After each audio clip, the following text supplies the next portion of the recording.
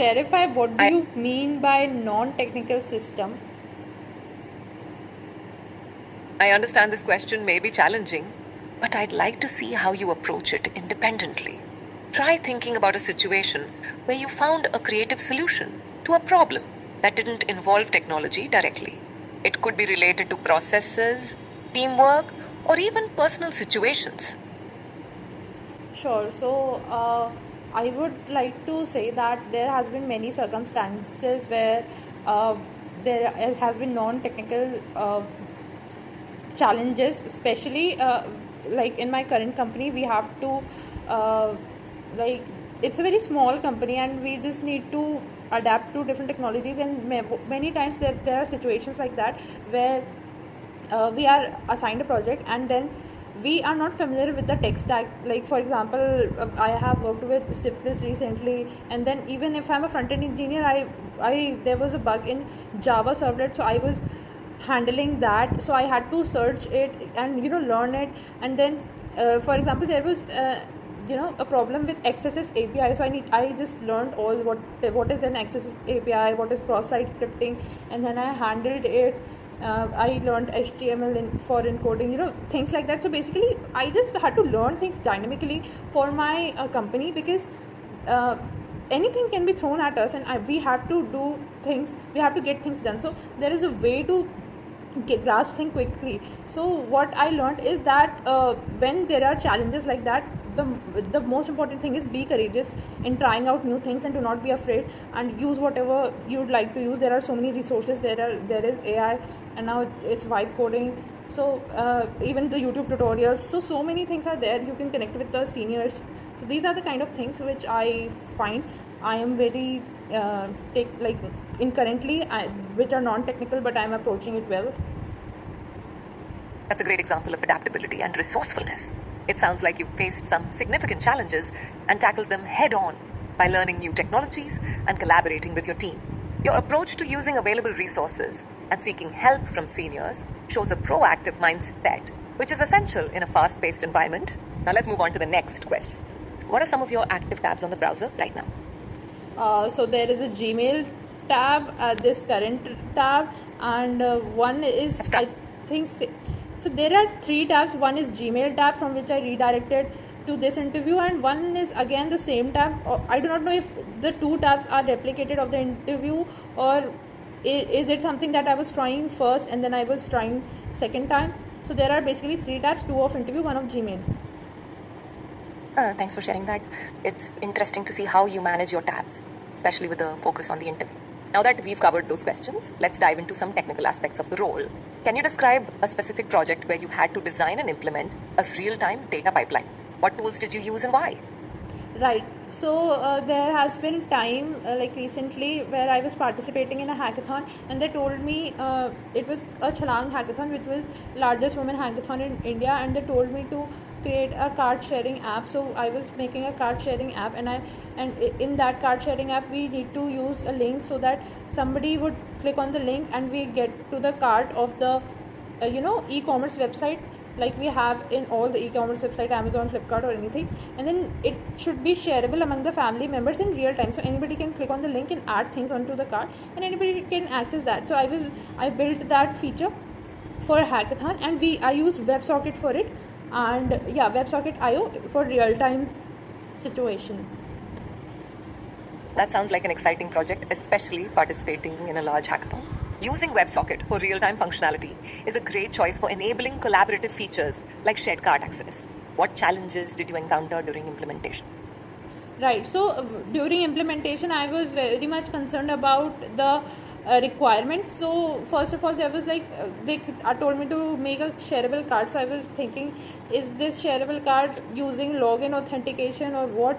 But they told me that it hasn't used to, like, there should not be a login or anything such like that. So I was because they like shared me a, when you go to a hackathon, there is like a page of problem statements, so you just have to be very clear with the what are the requirements. And since there is no direct communication, I was really focused on getting all the things right. It's great to hear how you prioritized understanding the requirements, especially in a hackathon setting where communication can be limited. Ensuring clarity on the problem statement is crucial for successful implementation. How did you ensure data integrity throughout the process? So data integrity, like there was not an actual database. We were using mock data by ourselves, so there is not an actual data. But I can understand what are you trying to say. But the requirement was such like that we have to create using link which we have to which could be shared in family members, but we were making sure that we create a tokenized link. So every link, matlab, people who have particular token, so the unique link would be shared only, so there would not be any risks. That's a smart approach. Using tokenized links to ensure that only authorized users can access the shared card adds a layer of security.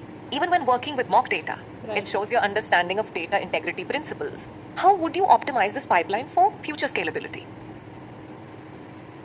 Right. So for future scalability, if it was required, then we could use login authentication as well.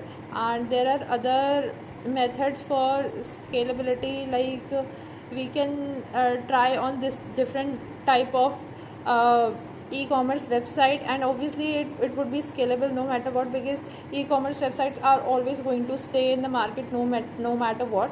So whatever feature we are going to implement in an e-commerce website, they are going to stay. That makes sense. Implementing login authentication and considering various features for scalability are essential for adapting to future needs. It's clear you have a good grasp of how to build for growth in a project. Now let's discuss how you enhanced user engagement at IASIA. What specific strategies contributed to this increase? Right. So at IASA, we actually have projects from clients. So we make projects according to the clients. Right now, I'm in a Tata Steel project, so we are making the project for Tata Steel. And before that, I was in Algolia, and we increased the user engagement in such way, because Algolia is a search bar engine which is very fast. It can be work.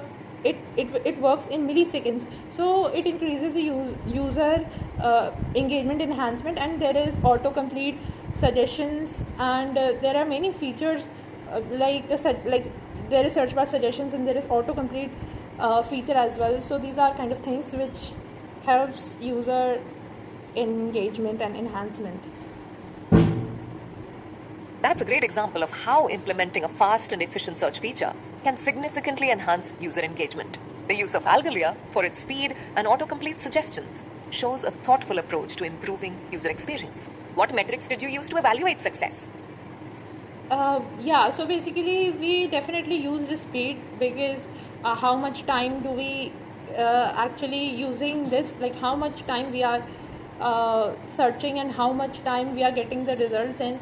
And then there are also the other aspects, like how much user it can take. Like there is Algolia database where we fit the database of like there is whole another system, it's a JavaScript library, so there are many kind of things like that. It sounds like you focused on key performance metrics such as search speed and user capacity to evaluate the effectiveness of the search feature. Monitoring these metrics is crucial for understanding user behavior and optimizing performance. Right. Can you explain any feedback loops you employed? Feedback loops I employed. What do you mean by feedback loops I employed? Feedback loops refer to the processes you use to gather user feedback and make iterative improvements based on that feedback. For example, after implementing a feature, you might collect user responses or analyze usage data to see how well it meets their needs.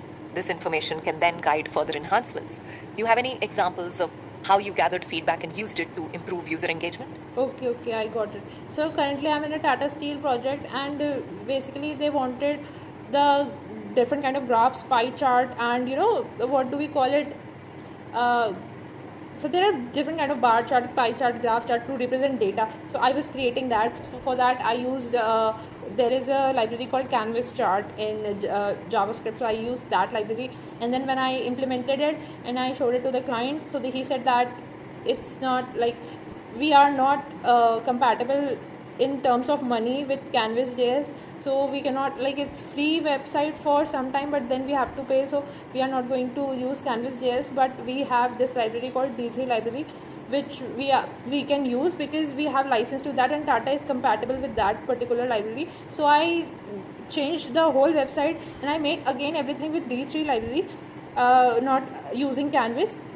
So this was something that I understood by feedback, because I use library which I found would be very helpful, but there are things which are limited for client as well. That's a great example of how you adapted to client feedback and made necessary changes to meet their requirements. It shows your flexibility and willingness to find solutions that align with the client's needs. Well, we've covered a lot today, and I appreciate you sharing your experiences. Thank you for taking the time to speak with me. Well, be in touch soon with the next steps in the process. Before we wrap up, it was great speaking with you. Have a wonderful day. Thank you so much. Anything else that you wanted me to say? Because I think you did not complete the last sentence last time. I appreciate your understanding. I just wanted to offer you a chance to ask any questions you might have for me before we conclude. If there's anything on your mind, feel free to share. Right. So do you have any feedback for me? As your interviewer, I need to evaluate your independent problem-solving abilities. So I won't provide specific feedback at this moment. However, I appreciate your engagement and the insights you've shared during our conversation. If you have any other questions or need clarification on anything, feel free to ask. Right. Thank you so much. I'm good. You're welcome. I'm glad to hear that. It was great speaking with you, and I wish you all the best. Have a wonderful day. Likewise, Meena, I am happy to talk with you. It was great speaking with you. Have a wonderful day.